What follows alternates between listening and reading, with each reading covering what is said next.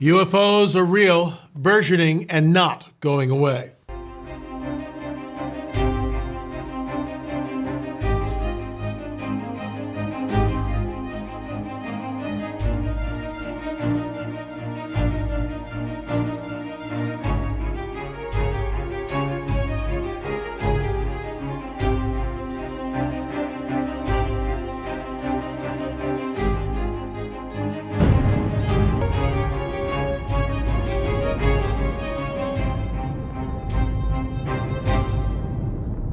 I'm your intrepid host, L.A. Marzulli. Welcome to our Wednesday report, which is on UFOs.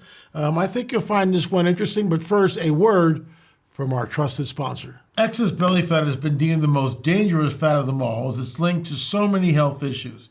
The reason being, excess belly fat grows deep in the abdominal cavity and puts pressure on some of the body's most vital organs. That's one of the reasons why myself, along with so many people, are beginning to turn to this amazing new substance, which is thoughtfully formulated with science-backed ingredients that promote reduced fat storage, help to speed up the breakdown of fat, support weight management, reduce cravings, and boost metabolism. Folks, the best part I love is that you can get 51% off for the rest of the month or until they sell out, whichever comes first. Get yours now by going to trimwithla.com. Once again, that's trimwithla.com. Trimwithla.com. I'm going to give this 30 days. I'll report back to you, and we'll see what it does. Here's the guy that's headed up Arrow, which they always have these long names for these special task forces, which are going to get to the bottom of all this. Are aliens real? We asked the Pentagon's outgoing UFO chief, Sean Kirkpatrick. So we'll see what Mr. Kirkpatrick says. He's been accused of deliberately covering up evidence. We don't know that. There's no way to really vet that. But some of the whistleblowers won't even talk to this guy. So something's going on. In an interview with Politico magazine, he talked about why he's stepping down in December and how he sought to institutionalize the solution for getting at the heart of these anomalies. The Pentagon has a real interest in deciphering the sharp rise in unidentified crafts spotted by military pilots. If these aren't aliens, they could be foreign adversaries posing incredibly new threats. So they're always, not always, but a lot of the time, they'll manage this and flip it. Well, these could be foreign adversaries that have this craft. Folks, trust me, these are not the Chicoms or the Russians or anybody else on the planet. These things have been around forever. I believe that Eisenhower at the Holloman Air Force Base a long time ago did some sort of a quid pro quo with these guys. They gave us the technology, they gave us the craft for access to the population. Now, that's the stuff of conspiracy theory. Can I prove it? No, I cannot. But they know. We also know from Bob Lazar, and I've always believed Lazar's testimony, that he worked at a very top secret base known as S4, which was part of Area 51. This is decades ago in the 90s. Thank God for George Knapp, who broke the story, and Knapp had Lazar on, and Lazar basically stated that he worked at this very secret facility, and he was back engineering the propulsion system for this craft. Let's move right along. So Kirkland says this: the whistleblowers are an interesting group of people, an interesting bit. We've had greater than 30 people now come in to talk to us. We have investigated every single one of them, every single story, every lead that provided any substantive evidence for us to go after. David Grush, we'll get into him in just a second, is a unique instance in that he has refused to come and share any of that information with us. We still can't get him to come in. I've got 5 different people who have gone to talk to him to get him to come in and talk to us.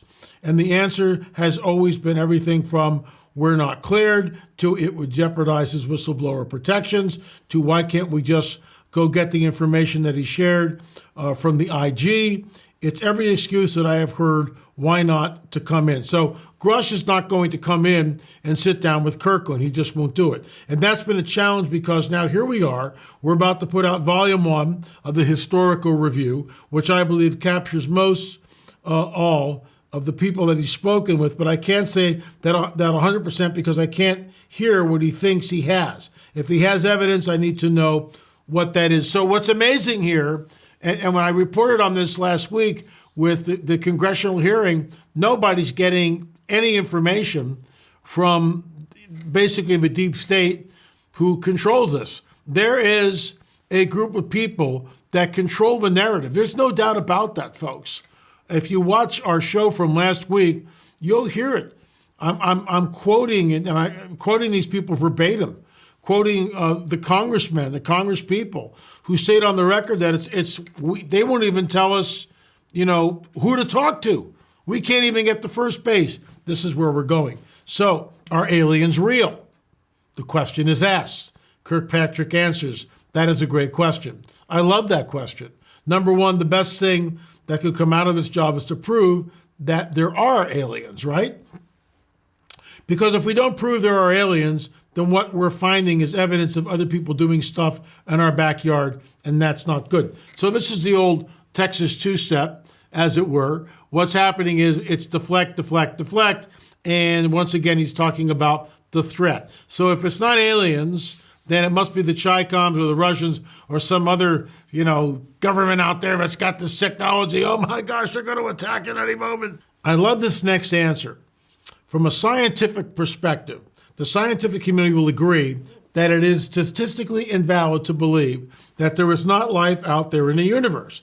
As vast as the universe is, and the number of galaxies and solar systems and planets. That is what part of NASA's, never a straight answers, mission is to look for that life. The probability, however, that the life is intelligent and that it has found Earth and that it has come to Earth and that it has repeatedly crashed in the United States is not very probable. So now he's talking about the Roswell crash. That is number 7 and 8 in our film series. It's more than probable. It definitely happened. It was not a weather balloon. We do a deep dive, and I know I'm sidestepping and talking about our films, but this is real investigative journalism. We're out in the field. We're talking to experts. We went to the debris field. We had metal detectors. We found something. Gee, I wonder what it was. We had that something tested in a lab. And I'll be divulging that in the films. You'll get to watch it and see it for yourself. So this is the old doublespeak. But what's happening here, and I want to weigh in on this. Just because these galaxies and these solar systems are out there does not necessarily mean that there is life out there. What if it's a holographic universe? We know from the biblical prophetic narrative that the Lord himself rolls up the heavens like a scroll. What is that? That he creates a new heaven and a new earth. Now, is that a recreation? Lee Brennan seems to think so. I'm not so sure. Or is it just like the Bible tells us? Is it a new heaven and a new earth? I don't know. The Bible says he flings the stars out there. He just creates this. By his word, everything is created, and he holds all of us together. Look, folks, I don't know what's out there, but I do not, I'll say this again, because someone was spreading around that L.A. Marzulli believes in extraterrestrial life and life on other planets. I stated this at the Prophecy Watchers Conference, and I'll state it again right here. I do not believe in the plurality. I have trouble saying that word. I'll say it again. I do not believe in the plurality of worlds. Life on other planets. I don't believe it. I think this is it. Now, C.S. Lewis believed in it. That's what his famous space trilogy is about. And it's a great read. But I don't agree with Mr. Lewis. I think this is it. Now, was Mars inhabited at one time? Possibly. More than likely. But by the fallen angels, in my opinion. That might have been the home planet. That's a 3-hour discussion. I won't get into it. So I believe that this is it. Jesus returns here to earth. The New Jerusalem comes here to earth. All we can do is wait and see. And I just don't believe in life on other planets, life on other worlds. So I want to run this. I've run this before. This is Representative Mace. This is the congressional hearing. This is with Representative Mace asking questions to David Grush, the whistleblower. Let's run this and see what we get. Thank you, Mr. Chairman, and good morning to our witnesses who are testifying today. I want to thank each of you for being here to discuss a topic of grave importance to our national security. Earlier this year, a Chinese spy balloon was shot down off the coast of my home state of South Carolina. Since the Roswell incident in 1947, many Americans have wondered about the dangers of unknown objects crisscrossing our skies. Whether these are UAPs or weather phenomena, advanced technology from American allied or enemy forces, or something more out of this world. So my first question, I have several questions, and if we can just be quick on these first two, I'm going to ask each of you the same question, and then I'll get to each of you individually. The first one, when you reported your experiences with a UAP, did any of you face any repercussions with your superiors, yes or no? No. No. I've actually never seen anything personally, believe it or not. So. All right. And then do you believe there's an active disinformation campaign within our government to deny existence of UAPs, yes or no?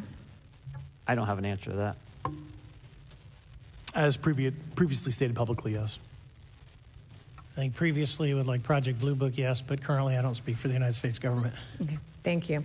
I have a few questions for Mr. Graves. What percentage of UAP sightings, in your belief, go unreported by our pilots?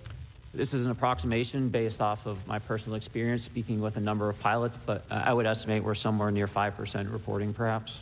So like 95% basically don't report seeing UAPs? That's just my personal estimate. In the incident off Virginia Beach, do you believe the Navy took the danger to your aircraft seriously after it was reported? Absolutely. A few questions for Mr. Favor. As an expert naval aviator, have you ever seen an object that looked and moved like the Tic Tac UAP? No. Did the Tic Tac UAP move in such a way that defied the laws of physics? The way we understand them, yes.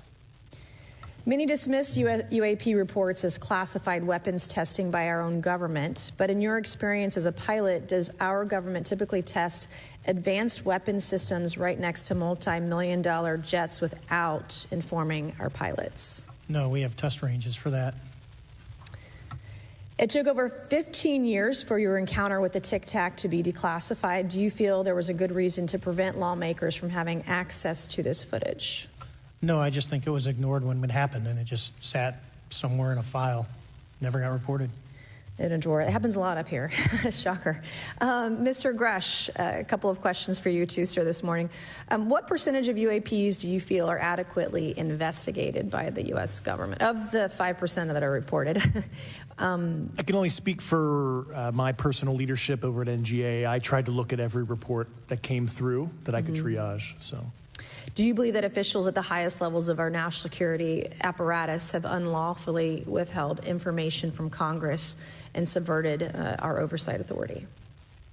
There are certain elected leaders that had more information that I'm not sure what they've shared with certain Gang of Eight members or et cetera, but certainly I would not be surprised. Okay. You've stated that the government is in possession of potentially non-human spacecraft. Based on your experience and extensive conversations with experts, do you believe our government has made contact with intelligent extraterrestrials? Something I can't discuss in public setting. Okay, I can't ask when you think this occurred. If you believe we have crashed craft, stated earlier, do we have the bodies of the pilots who piloted this craft? As I've stated publicly already in my News Nation interview, biologics came with some of these recoveries, yeah. Were they, I guess, human or non-human biologics? Non-human, and that was the assessment of people with direct knowledge on the program I talked to that are currently still on the program. And was this documentary evidence, this video, photos, eyewitness? Like, how would that be determined? The specific documentation I would have to talk to you in a skiff about. Gotcha. Yeah. Okay. So, and you may or may not be able to answer my last question, and maybe we get into a skiff at the next hearing that we have, but who in the government, either what agency, sub-agency, what contractors, who should be called into the next hearing about UAPs, either in a public setting or even in a private setting? And you probably can't name names, but what agencies or organizations, contractors, et cetera, do we need to call in to get these questions answered, whether it's about funding, what programs are happening, and what's out there? I can give you a specific cooperative and hostile witness list of specific individuals that were in those. And how soon can we get that list? I'm happy to provide that to you after the hearing. Super. Thank you. And I yield back. What we're looking at is deliberate obfuscation. Congress can't get anywhere. They don't know what we have, what we don't have. We're getting the Texas two-step arrow. And look, this guy Kirkpatrick, I mean, he's telling us the truth. You know, he's trying to figure out what he's looking at. But meanwhile, we have, according to David Grush, we have biologics, the Greys. Folks, disclosure is happening. It's really important. And there's been a lot of deliberate obfuscation. We talked about this a couple of weeks ago when Jaime Maussan rolled out the fake, and I love Jaime, he's a great guy. We've interviewed him. He comes in on our number 9 in our UFO series. What's the truth? Jaime weighs in on that. I interviewed him at the airport last year when we were in Utah at that UFO conference, and you know he gave me a little cameo, and I love Jaime. He's a great guy. But I do not believe that those alien mummies are real. I believe they are a construct. And I talked about this. You can go back and look at the UFO clip. I think it's from 3 weeks ago. I'm not sure. You'd have to go back and scroll down in our YouTube channel and check that out. Maybe John Adam could figure that out and give us the date here. Throw it in on a text below as I'm yakking away. That would really be beneficial, John Adam. But I talked about that. I do not believe that these are real. What we see is that with Senator, let me go back here, with David Grush and Representative Mace, the news agencies, the mainstream media didn't cover this at all. You had to dig for it. But the mummies from Mexico went viral. They went everywhere. We live in a managed agenda, a controlled narrative. We are headed towards full disclosure. I believe, and you've heard me say this before, that there will be a nuclear event somewhere on this planet. And with everything that's going on, the saber rattling that we see happening, not only in the Middle East, but certainly between Russia and Ukraine and other countries, I've never seen anything like it. I believe that if a nuke goes off, it'll create the greatest climate of fear that we've ever known collectively on this planet. Folks, it's happening. It's like right under our noses. Wake up. With that being said, may I suggest that you check us out. I will be at the Fellowship in Lubbock, Texas. That is January 26th to the 28th. I will be lecturing on Friday and all day Saturday. You'll want to check that out. Go to our website, lamarzulli.net, lamarzulli.net, and scroll down and you can see where it is I am speaking. If you want me to come and speak at your church, shoot me an email. Our dance card, as it were, is filling up. I've said we're only going out once a month because it's arduous with airfare and everything else. It's just a royal pain in the neck. But we will come. So if you want us to come to your church, shoot us an email, lamarzulli.net, la@lamarzulli.net, la@lamarzulli.net, and invite us. Look, I'm in Southern California, and right now we might be speaking at a local church. More about that. We don't have a thumbs up yet, but it might be in the works, and it's the only Southern California appearance that I've done in a decade. Isn't it amazing how there are thousands of churches in the Los Angeles area, and I am one of the leading world experts on the Nephilim and on UFO phenomena from a Christian perspective, and I've never been invited anywhere, certainly never in Malibu. It just never happens. And you know what? We go where the Lord opens the door. But I'm just saying, folks, you know, I've got lots of information, hours and hours and hours. There are 13 books, and there will be 30 films by the end of the year. Right now, there's 27 films. 27 films that you can watch by going to streaming.lamarzulli.net or go to the website, lamarzulli.net. Don't forget our book, Further Evidence, that is out. I will be reading from it this Friday on the Mothman, where I interviewed Lawrence Gray, who's the only person that ever got a victory over this entity known as the Mothman that appeared in Point Pleasant, West Virginia decades ago. I think you'll find that interview absolutely fascinating. Don't forget our cattle mutilation film, which is part of our ongoing UFO series. There are now 6 films in the series. 7, 8, and 9 are being worked on as I speak.